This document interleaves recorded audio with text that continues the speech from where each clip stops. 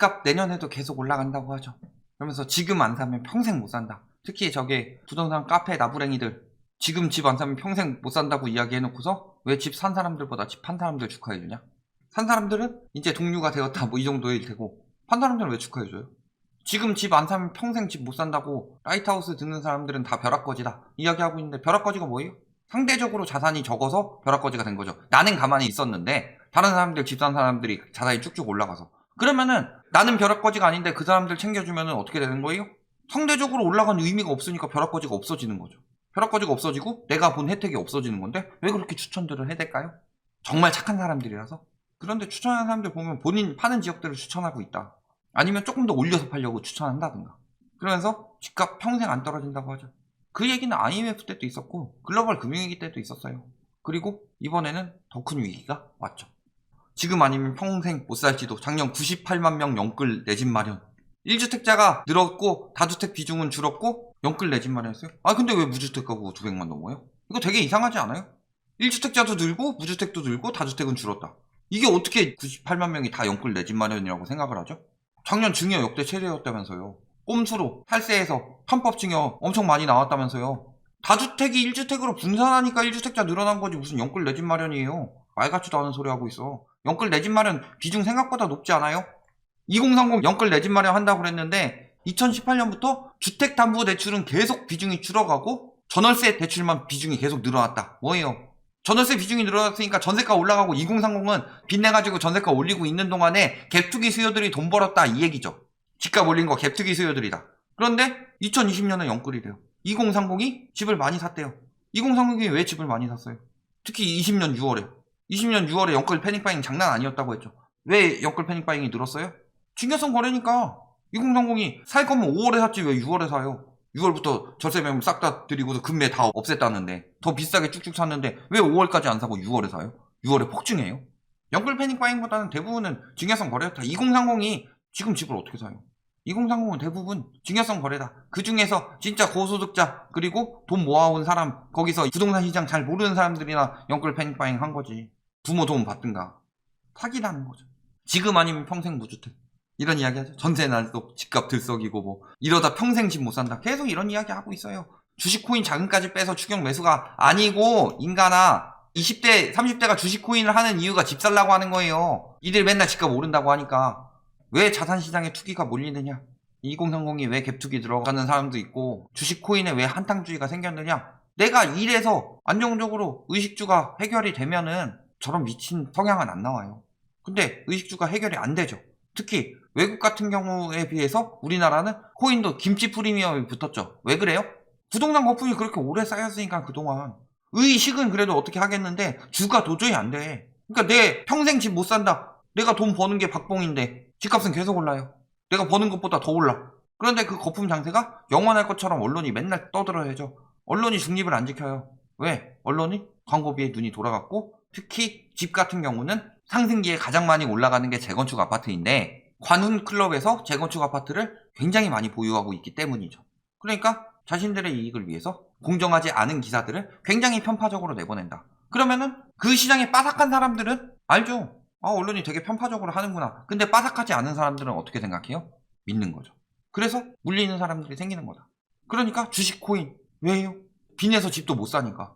주식 코인 해가지고 한탕 성공해야만 빚내서라도 집 살 수 있으니까. 그래서 들어간 거고 자금까지 빼서 추경 매수한 게 아니라 2030에서 들어가서 코인에서 망한 사람들은 아예 포기한 거고 코인 주식해가지고 성공한 사람들은 그거 빼가지고 이제 매수하는 거다. 주가 빠지고 코인 빠지니까. 분석을 이렇게 해야죠. 미친 소리 하고 있어. 지금이 가장 쌀 때다. 이런 이야기 하죠. 뭐라 그래요? 주변에서 집값이 억소리 나게 올랐다는 말을 적지 않게 듣는데 이런 장세가 거품 장세라는 거예요. 경험이 적은 사람들은 모르죠. 그러면서 뭐라 그래요? 전세 구하기도 어려운데 영끌해서 못 산다. 그래서 수천만 원 웃돈 주고 분양권 샀다. 앞으로 지금보다 쌀 것 같지 않다는 생각이 있었다. 이 이야기가 나온다는 것 자체가 뭐예요?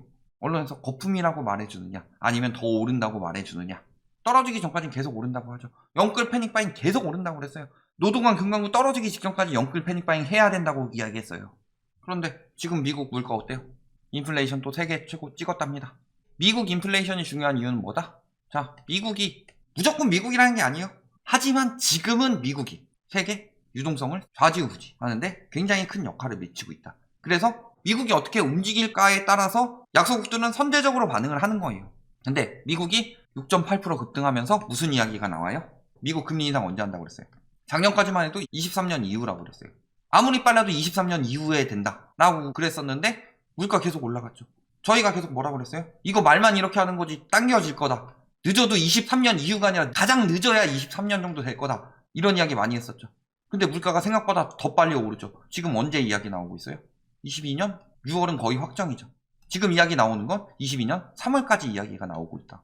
지금 11월부터 테이퍼링 8개월 하면은 11, 12, 1, 2, 3, 4, 5, 6월. 6월에 테이퍼링 끝내고 테이퍼링이 끝나야 금리 인상이 들어가니까 6월에 테이퍼링 끝내고 금리 인상 들어간다. 150억 달러씩 축소해서. 그런데 테이퍼링 시작한 지 한 달 지났는데 물가 너무 빨리 오른다. 테이퍼링 시기 앞당긴다. 3월까지. 이 이야기가 나오고 있죠. 그러면은 우리나라 어떻게 해야 돼요? 1월 금리 인상 가능성 굉장히 높아요. 미국이 6월에 금리 인상한다고 했을 때 저희가 뭐라고 그랬냐면 1분기에 금리 인상할 거라고 그랬어요. 내년에 1, 2, 3분기에 금리 인상할 거다. 미국 6월 올리는 거 대비해서 1분기, 2분기 올린다. 그런데 이게 3월로 당겨지면 어떻게 돼요? 미국보다 더 빨리 올려야 되죠. 그러니까 1월 가능성이 높다는 거죠. 금리 인상 더 빨라지면 어떻게 돼요? 우리나라 소비자 물가 상승률 3.7%. 와, 3%대 얼마 만에 보는 거예요? 미친 거예요. 지금 물가 전혀 안 잡히고 있다는 거예요. 금리 올리고 대출금리 미친듯이 올라간다고 해도 안 잡히고 있다는 거예요. 그런데 뭐라고 그래요? 언론에서 대출금리 너무 빨리 오른다. 집값 떨어질까봐 개난리 치고 있는 거죠. 대출금리가 너무 빨리 오르는 건 문제가 안 돼요. 왜? 너무 빨리 떨어졌으니까. 예금금리가 그만큼 안 따라가주는 게 문제인 거고, 대출금리 그렇게 빨리 안 오르면 무슨 일이 생기느냐? 채권 매입하기 시작하죠. 채권 매입해서 채권 금리 그거 노리고 있는 거예요. 예대금리 빨리 안 올라가면은 예전에 그린스펀의 수수께끼 아시죠? 기준금리는 계속 올라가는데 채권 막 사들여가지고 시중금리가 안 오르더라. 그거 노리고 하고 있는 거예요. 채권 사라고. 채권 빨리빨리 매입해가지고 그때처럼 시중금리 안 올라가게 해서 집값 좀 더 유지해보자. 이거 만들려고 하는 거잖아요. 지금 예대금리 가지고 난리치는 게. 바보로 하나 누구를. 근데 문제는 2030 가계부채 리스크가 굉장히 크다. 청년층이 가계부채 리스크가 크면 어떻게 돼요? 시작부터 비투 인생. 문제는 여기서 붕괴가 오게 되면 어떻게 돼요? 청년층은 첫 번째로 지금 맷집이 좋지가 않죠. 한 40대 돼서 안정된 직장 가지고 있으면 떨어지고 가계부채 리스크가 와도 버틸 수 있는데 청년층은 지금 어때요? 돈도 못 벌어. 실업도 많아. 그런데 집값은 계속 오르고 무리하게 빚냈어. 그런데 붕괴가 와봐요. 지금 계속 얘기하는 게 그거예요. 라이트하우스가 집값 떨어져서 투기꾼들 죽어봐라. 물론 다주택 투기꾼들은 좀 죽어봐야 된다. 이런 마음이 없진 않아요. 그런데 투기꾼들 죽어라. 나라 망해라. 라고 이야기하고 있는 거 아니에요. 나라 망할까봐 이야기하고 있는 거지. 일본에 잃어버린 30년 왜 할게요? 똑같아요. 집값 수년간 올라갔죠. 한 10년 올라갔어요, 일본도. 근데 그동안에 청년층 집 살 수 있어요? 사회초년생들이? 못 사는 데다가 일자리는 넘쳐났어요. 일본은 그래도 일자리라도 넘쳐났지.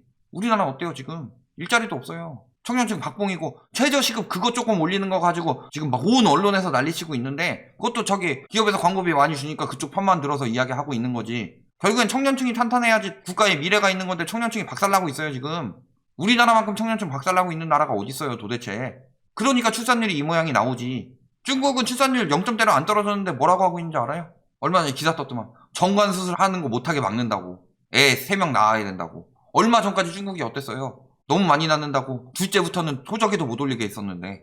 문제는 그래도 집값은 떨어졌다 올라갔다 하는데 여태까지 계속 그러지 않았냐. 여태까지 계속 그게 가능했던 건 뭐예요? 금리. 왜? 글로벌 금융위기 때 아무리 그 전에 금리 낮아도 제로금리까지는 안 갔으니까. 그러면은 이전보다 집값이 더 올라가려면은 더 낮은 금리가 나와줘야 됐죠. 매번 계속 그래가지고 기준금리가 계속 이런 식으로 떨어졌는데 문제는 지금 0.25까지 떨어졌죠. 앞으로 인생에서 0.25보다 더 낮춰서 마이너스 금리 낼 일이 있어요? 마이너스 금리를 내더라도 이때 거품이랑 이때 거품 비교했을 때 이때 텀으로 내리려면 마이너스 한 1, 2%는 나와야 되는데 그렇게 내릴 수 있어요? 그럼 누가 돈을 빌려줘요? 우리 인생에서 역대 최고의 저금리고 다음에 나오더라도 타이는 나오더라도 그 이하로 나올 수는 없다. 왜? 0.25 바로 밑에가 0이니까. 일본처럼 미친 나라가 돈 풀어가지고 그래도 마이너스 0.1이었는데 그러니까 다음에 더 올리려면 더 내려야 돼요. 왜? 수요는 줄었죠. 그 다음에 주택은 많아졌죠. 그리고 부채는 잔뜩 올랐죠. 부채 부담. 이거보다 더 올리려면 금리를 더 내리는 수밖에 없어요. 은행에서 돈 주면서 빌려가세요 하는 수밖에 없다. 이제 10년 후에 인구 지진 온다고 하죠. 일하는 인구가 얼마나 사라진다? 315만 명. 이거 10년 뒤는 충분히 가능하죠. 왜? 이미 태어난 사람들이니까. 그럼 315만 명이 사라진다. 근데 문제는 고령화는 가속화되죠. 일하는 인구는 부양하는 인구이고 고령화된 사람들 부양받는 인구죠. 이쪽이 늘어나고 이쪽이 줄어든다는 건 무슨 소리예요? 이 사람들을 버리지 않는 이상은 복지국가로 가야 된다는 거예요. 즉 세금 더 많이 걷어서 살려야 된다. 그러면 내 세금도 많이 늘어났죠? 부채는 안 내더라도 비소비 지출은 더 줄어들 수밖에 없어요. 근데 문제는 뭐예요? 버는 사람도 줄어들어. 근데 집값이 올라갈 수 있어요? 더 올라가려면 더 많은 유동성이 들어온다. 그러면 더 많은 대출을 받을 수 있게 해야 되고, 지금 대출 이자 부담으로 떨어지기 시작했죠. 근데 더 많은 대출이 받으려면은 지금보다 금리가 더 떨어져야 되는 건데, 출산율 2025년에 0.52명 될 수도 있대요. 0.52명 되면 무슨 일이 벌어지느냐? 10년 뒤에 일하는 인구가 315만 명이 줄었어요. 근데 그 10년 뒤에는 4,500만씩 줄겠죠. 인구 감소가 언제부터 시작됐어요? 작년 11월부터 시작됐죠? 그러면은 여파가 언제 나오느냐? 가시화되는 게 10년 뒤부터예요. 왜? 학교 가봐요.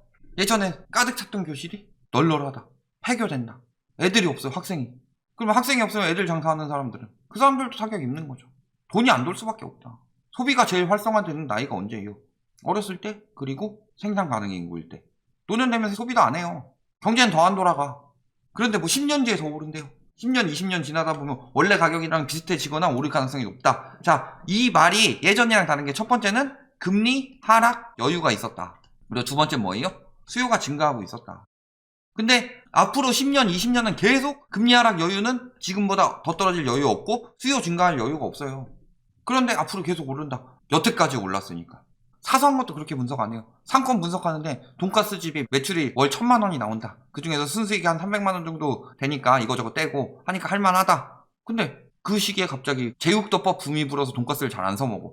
앞으로 그럴 가능성이 굉장히 높아요. 돈가스를 굉장히 몸에 안 좋다고 막 방송에서 제가 한번 먹어보겠습니다. 막 이 사람이 때리고 막 그래가지고 돈가스 시장이 앞으로 되게 안 좋아질 게 눈에 뻔히 보이는데도 여기는 월 매출 1,000만 원, 순수익 300만 원 무조건 그렇게 생각하고 들어가요. 상권 분석도 그렇게는 안 해요. 근데 어떻게 집값 분석이란 거대한 거를 그따위로 할 수가 있냐. 근데 그 말을 어떻게 그렇게 신봉할 수가 있냐. 시기가 달라졌는데. 결론. 지금이 물론 굉장히 장기적으로 보면 우상향 할 수는 있죠. 왜? 돈은 앞으로 더 많이 풀릴 테고 물가는 올라갈 테니까. 다만 장기적 우상향으로 하면 이렇게 돼야 되는데 지금 집값이 이렇게 돼 있다. 그러면은 장기적 우상향에서 이 집값이 비슷한 시기는 여기까지가 내 생애일 건데 지금 이 상황에서 산다. 그러면은 보통 이런 식으로 됐다가 뭐 다시 한번 올라가겠지. 10년 뒤에 올라가겠지. 20년 뒤에 올라가겠지. 아니, 지금이 역대 최고다. 떨어진 다음에 여기서나 왔다 갔다 할 거다. 집 안 사면 평생 못 사는 게 아니라 지금 집 샀다가 떨어지면 어떻게 돼요? 4억 지고 내 돈 6억 모아가지고 10억짜리 집 샀는데 집값이 막 5억 됐어요. 내 돈 5억만 사라지고 빚은 그대로 남았어. 부담되죠. 경기는 더 안 좋아지죠. 경기 더 안 좋아져서 팔았어. 다시 집 살 수 있어요? 아니요. 지금 집 사면 오히려 평생 집 못 산다. 과거 글로벌 금융위기 때도 내 생애 첫 주택은 집값이 떨어지면 떨어질수록 늘어났다. 그런데 여기 와서 집값 떨어진다고 생각하는 사람들 집값 떨어져서 집 안 산다. 이딴 개소리 날리는 인간들은 그래프를 보여줘라. 데이터에 다 나와 있다. 뇌피셜을 부리는 것들이 데이터를 가지고 말하는 사람들한테 뇌피셜로 자꾸 덤비고 있다. 즉 거짓말하고 있다. 여기까지 말씀드리겠습니다.